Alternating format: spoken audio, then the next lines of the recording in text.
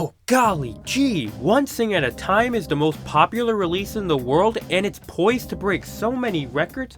Who could have saw that coming? Now yeah, this record's a complete joke, you know it, I know it, even his fans know it, even if they never admit that to themselves. 36 songs were completely unnecessary and most of them were not even born out of any genuine sense of artistry, and born out of selfish commercial gain. This isn't just evidenced by first glance. You look at some of these songs' lyrical quality, its compositional quality, and you can easily see where they cut corners. Now, did the laziness and scheming pay off for Wallen? Absolutely. One Thing at a Time is poised to dominate the charts, with Last Night specifically most likely to go on to be Wallen's biggest single ever. This album is winning on every commercial front there is, and it played the game to win this prize. One thing, however, it has not won is the critical game. But maybe critics weren't that harsh. Yikes, this record is on its way to become the certified lover boy of country. It's safe to say One Thing at a Time in the critical world is not going to be held up as one of the best country albums by the end of the year. I'd say it's safe to assume all the negative reviews effectively killed its Grammy aspirations. Sure, the CMAs and other Nashville branded award ceremonies will probably throw it a bone as they do for all things popular. But considering the fact Luke Combs and Stapleton are poised to drop new records, I don't see Wallen beating them. Really, the point I'm trying to emphasize is that it's a bad album, and sure, don't trust professional critics. Truth is, I don't blame you. But even when most genuine country music media is mixed on the overwhelming result that is this album, nobody really coming to a proper consensus on what the album got right and wrong. Only common knowledge is that it's too long. We seem to be in a dystopian nightmare where the most popular albums for the past 3 years are 30+ song albums. Wallen's last album, Dangerous, is one widely considered too long as well. It's fairly evident to say that not only is Wallen more brand than artist, but he clearly cannot pull off making a multi-length release. However, as you can clearly guess, there's one guy in recent time that absolutely did. Yup, for the year of 2022, Bryan took the country music world by storm and flipped it on its head. An independent country nobody scoring a record deal out in LA, going on to produce both the most popular country song and album in the world, getting a platform on the Grammys, being widely considered the most important and, for my specific point, the best country album of the entire year. Morgan Wallen defenders will be prone to use the argument that haters of this new album are hypocrites because they enjoyed the Bryan album so much. But they're all missing what exactly made this album worked, whereas Morgan's album failed. And today, I'd like to go over that. Now, when formulating this video, American Heartbreak was one of many albums I wanted to do a cross-analysis for.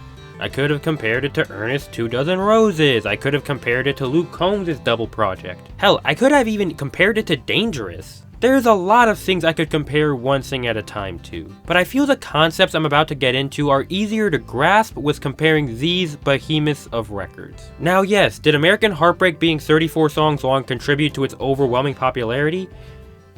Yes, it absolutely did. I will not deny that is the case. However, American Heartbreak, as any normal person can deduce, is not an album in the exact same vein as Dangerous or One Thing at a Time. I could easily just say American Heartbreak is a better album and you'd all believe me, and we'd all go home and have a great day, but exactly why is it better?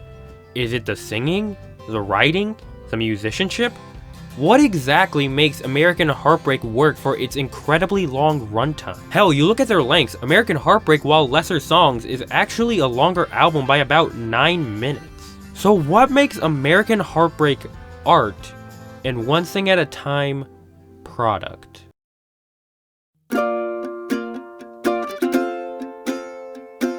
The first thing I want to get into is album structure.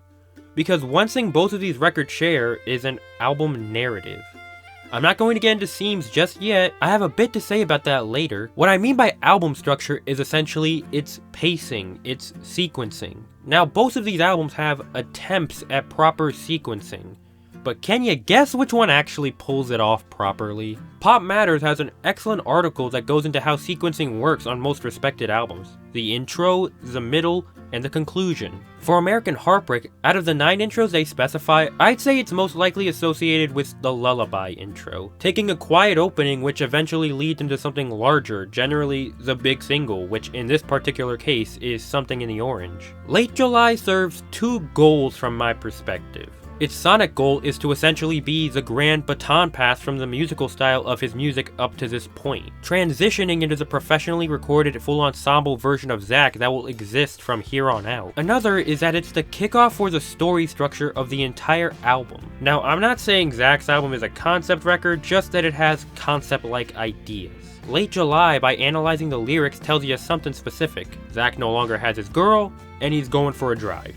And in the context of the album, a long drive. This is fairly evident in the chorus of the song. Even the themes in this particular song tie into the following song with the mention of sunsets and the eventual finale. From here on out, American Heartbreak takes the structure of a road trip, a cross-country expedition that, according to Zack, majorly encapsulates the past 5 years of his life, as well as a representation of a young man maturing in his early 20s. Not all specifically about Zack, but it takes you through the varying emotions and stories of humanity, and humor, humility, heartwarming, heartbreaking, each song being a destination essentially. Stories of getting high, enjoying the naivete of youth, the overbearing weight of capitalism, helping someone with PTSD, calming one with dementia, fun for the whole family. Most of these songs aren't exactly about Zack, yet they all tie into the grander picture of heartbreak and healing. Most songs with a negative emotion driving them, while seeming to have a silver lining to most of them. And with all of these ideas, locales, and stories Zack tells on this journey, the journey is still a journey, and a journey needs an ending. In this particular case, This Road I Know, one of the most abstract endings to any country album I've ever seen. A poem taking many of the ideas and themes we've experienced throughout the course of the album, bringing us back to the story of Late July, of heading home to his girl. Everything about this song feels conclusive. We've reached the end. There's an incredible sense of finality to the proceedings. Is Zack dead? Did he get a happy ending? Is it bittersweet? The poem's meaning is hard to pin down for sure, which is what makes it as exciting as it is. American Heartbreak's clear strength lies in its sequencing, an established, well-thought-out beginning that tells you exactly what this album is. A journey on the road taking you to incredible destinations. Musically, this ties back into this theme, with much of this album's sound being designated as road trip music. And finally, a proper yet abstract ending we can take virtually any meaning out of that's incredible regardless. Now let's look at Morgan. So One Thing at a Time has an attempt at a structure. It has a beginning and an ending with clear thematic purposes. Born with a Beer in My Hand is a representation of Morgan's present in his struggle with sobriety. And Dying Man is him saying he was on a course of ruin before he met this girl. Now, without judging the quality of these songs, there is an attempt at sequencing with this. An established beginning and end. The problem is, that's where the sequencing stops. I don't want to get too much into this because I'd rather save much of what I'm about to say for a later portion in this video, but from here on out the structure is thrown out the window. In place for random song and story beat galore. One point we're going from his struggle with sobriety to partying with alcohol as much as he can, and ain't that some. There isn't a progression of ideas and themes because they either contradict one another or they basically cover the same subject, specifically in Wallen's bitterness towards women. While Zack's album is progressing its theme in new and creative ways, Wallen's album's story can't really get one foot out the door by either going 2 steps back or being incapable of moving forward at all. So its beginning is essentially meaningless because the rest of the album fails to build off anything it set up. And the final song can't land properly because the few themes it represents are barely covered, and the moments that do either fail to properly represent them or are few and far between. You get the idea. Zack's album tells a well-paced story with variety and concludes in a respectable manner. Meanwhile, Morgan's album and its story is just incredibly one note. To baton pass into the next subject, we have lyrical variety. Now, what makes this such a fascinating comparison is when you compare writers for the albums. American Heartbreak is completely written by Zach with the exception of one cover track. Meanwhile, One Thing at a Time, which is nearly of the same length mind you, is written by 49 songwriters. That number comparison alone should pretty much tip you off into what I'm about to get into. The ideas of Zach, while scattered, are of a single vision and expression. This isn't just me spitting bullshit out of my mouth. I can tell these were all written by Zach from the raw emotional expression, the wordplay, certain lyrical motifs. And what makes this interesting is that I can say the same about Wallen's album. Now you're thinking, this is good, right? Wallen's album is consistent even with 49 songwriters.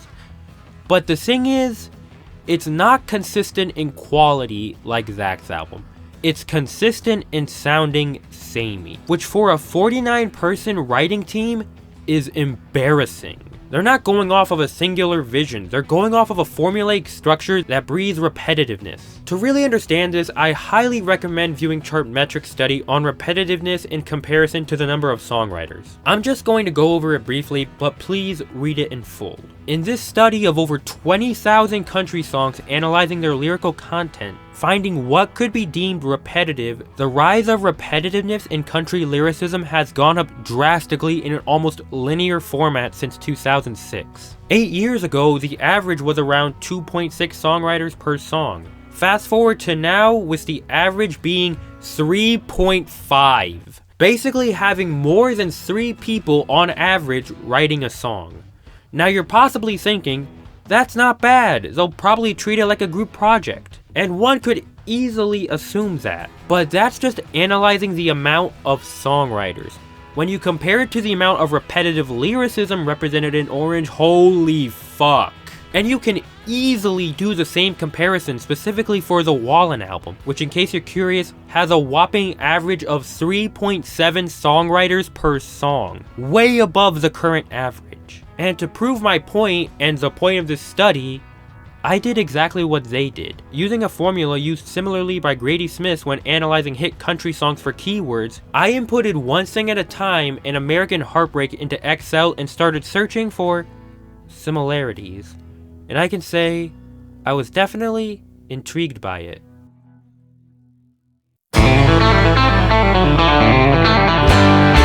Starting with One Thing at a Time, I searched for the most stereotypical country lyrics you can imagine. One thing immediately comes up when searching for references to alcohol. Morgan brings it up a lot. For example, the word whiskey is said a total of 16 times across the album. Now you're thinking, wait, he said whiskey 16 times across a 36-song album? That's not a lot at all. But the thing is, I lied. He does not say whiskey 16 times across the album. He says the word whiskey at least once across 16 songs. Nearly half the album. And more importantly, an entire album's worth of referencing just one particular alcoholic beverage. This is just counting how many times the word is said in a song at least once, not the total amount of times he said it, which would ultimately be unfair given song structure of repeating a chorus, which the word may or may not have been a part of. Other references, such as drink, are said in 15 songs, the word beer is said in 6 songs, and if you're thinking that's small, keep in mind it's only accounting for the word beer, not various brands or slang such as drink or Miller Lite. Bar appears in 14 songs, liquor 3, wine 2. Alcohol is by far the majority of the subject matter across the entire release. As for motorized vehicles, truck appears in 8, Chevy/Chevrolet is on 3 songs, your frat boy keywords like country are said in 6 songs, smoke 7, Tennessee 6, dust in 5 songs, and various days like Friday, the weekend, etc. are in 12 songs. For the more religiously oriented phrases, God is said in 5 songs, Lord in 4, book in 3, pray in 4, and devil in 5. The more relationship oriented ones consist of love appearing in 12, heartbreak/break in 12, and the word girl in a whopping 25 songs. The most referenced stereotypical word out of any of them. There's also some slang phrases such as yeah, like, and ain't, which are referenced in 28 tracks, but I'm less critical of that than I am of these other words because you kind of need them for dialogue regardless. All of this just really shows how repetitive this album really is. And I bet you're thinking, well, Zach will probably falter here as well, but the result may genuinely surprise you.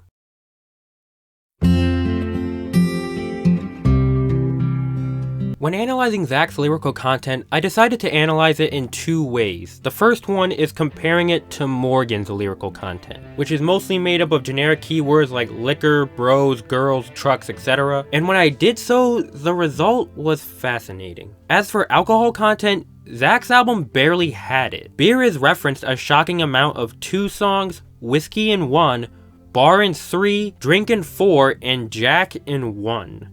You'd think for a country album, there would be more, but that amount is the amount I expected for a short album. The fact he kept it that minimal is genuinely impressive. The same goes for truck being mentioned only once and Bronco being mentioned 3 times. The religiously oriented words is slightly less than Morgan, with God being mentioned 5, Lord 3, Jesus and Devil 1, and Pray in 7 songs. Some words are mentioned slightly more, while others slightly less. As for the more romantically involved words, love is said on 18 songs, not particularly shocking, but it is indeed said on more songs than Wallen. I mean, it's called American Heartbreak, so that's bound to be expected. Speaking of heartbreak, it is said 2 times, which is surprising given the name of the album. And now I bet you're thinking, well, for the more feminine words, there's bound to be truckloads of mentions. But what if I were to tell you the word girl, spoken on 25 songs on Wallen's album, was only said on 8 songs? Yeah, it blew my mind too, considering how much of this album involves relationships. The fact he said it on only 8 songs blew my mind. However, that isn't the only reference. There's also the word she, which was said on 13 songs, in comparison to Wallen's 12 and woman 4 times. Regardless, it's safe to assume, in terms of generic country phrases, American Heartbreak never fell into this trap the way Wallen's album did, with most of those references, believe it or not, belonging to the 2 joke tracks, Whiskey Fever and If She Wants a Cowboy, the latter being a literal parody anti-Nashville song. Zach's lyrical value is quite original and personal just based off this alone, but as you might have guessed, that's just comparing him to Wallen. How about when just looking for Zach's key phrases?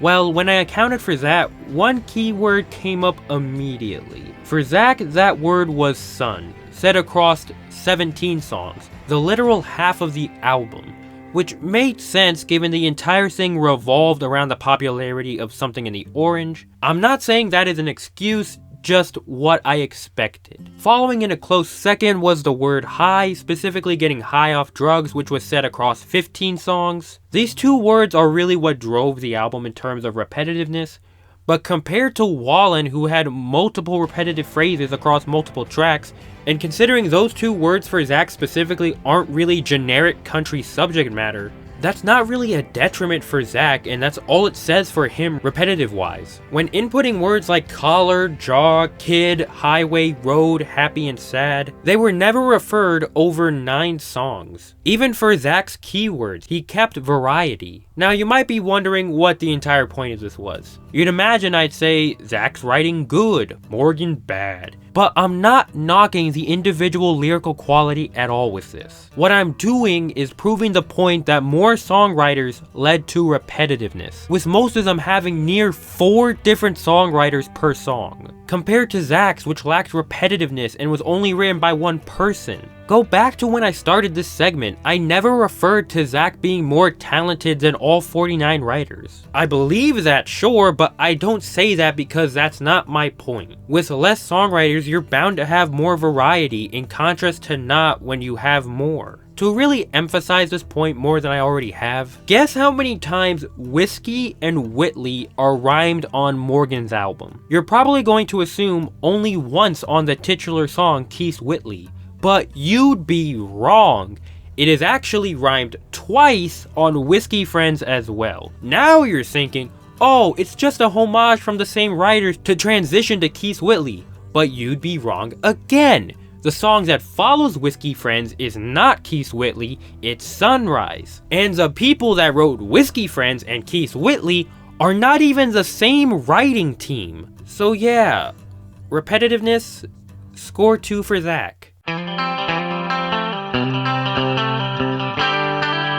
I think it's undeniable to say that One Thing at a Time is the equivalent to a mystery casserole in terms of sonic variety. Going into this blindly, you never know what you're gonna get. The sequencing of this album is utterly random. You'll jump from one sound to something completely different. Nothing about it makes sense because the album is just pandering to every crowd imaginable. From frat boy butt rock fans to pop hip hop fans to the occasional actual country enjoyer. You could probably divide the entire project into 3 distinctively sounding records if ordered correctly. But no, it's a mystery casserole. Zach's album by contrast is somewhat similar in minor ways. There's multiple genre and sonic influences at play with it. Simple acoustic, red dirt barn stomping, alt country, Appalachian music influenced by the likes of Godwin, Lumineers folk rock, and a whole bunch of others. You don't see anyone complaining about it, so why?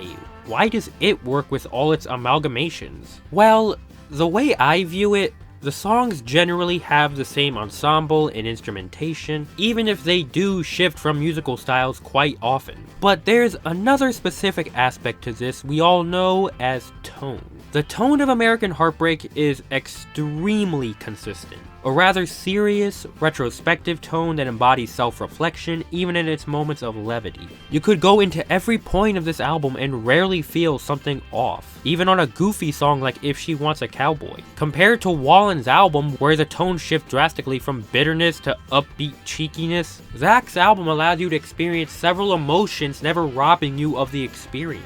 On the other hand, with Wallen, it tosses your ear around so much trying to appeal to everyone, failing to appeal to a single person at all. It also doesn't help Wallen's album differs quite often in its instrumental variety, going from genuine percussion or acoustics to snap and trap beats. Not even Wallen's performance is consistent, either completely in his element on Sigh You Should Know or Keith Whitley to sounding dead inside on Sunrise or Ain't That Some. Even when Zach pulls from so much inspiration, he's able to shape it into his own vision and keep it so you never feel intruded on. Morgan's album is all about shallow emulation that doesn't give a damn about making anything consistent for himself or even his listeners. In reality, there's more I could talk about with this. I could go into the thematic differences of this album, but we all know what point I'd reach, and I'm not gonna act like I'm 100% on the Zach bandwagon. When I first heard Zach's album was going to be 34 songs long, I rolled my eyes at the prospect. I fully expected this to be an overrated dud similar to Dangerous, but Zach proved me wrong, and possibly so many people wrong, because of all I've talked about up till now. He told a grand story with multiple differing views. He had an erratic yet ultimately powerful vision for its writing, never really falling into a one-note idea throughout its entirety, giving a sheer quantity with incredible lyrical variety. A true experience that captivated so many people in ways many can't put into simple words. If One Thing at a Time did anything right, it made me appreciate American Heartbreak even more. Because Zach didn't just pull off a multi-length album. He absolutely soars with the prospect. Am I saying One Thing at a Time is worthless? No, absolutely not. I'd check out my review of it if you want me to go over its positives. But where American Heartbreak is a gripping opus and the culmination of years of songwriting, One Thing at a Time comes off as nothing but D-grade factory quality for its entirety. Barely caring for anything of genuine art, ripping off sounds that come off as incredibly tacky, repeating the same lyrics and stories verbatim to the point where it's tiring by the first third. You get nothing new from Wallen and it barely says anything about him. In conclusion, really, Zach wanted to make an album, Wallen wanted to make a product. One wanted to delight its audience, one wanted to sell something to them. Am I going to listen to American Heartbreak in full often? No, absolutely not. I don't have 2 hours of my life to do that most of the time, but I can guarantee eventually I will revisit it in full. As for Morgan's album, probably never again. And I don't think I'll ever have to worry about Zach's album creation process ever again. But for Morgan, I think I'll just settle for something that's at least cohesive. But like Morgan says on his own album, I wouldn't put money on him.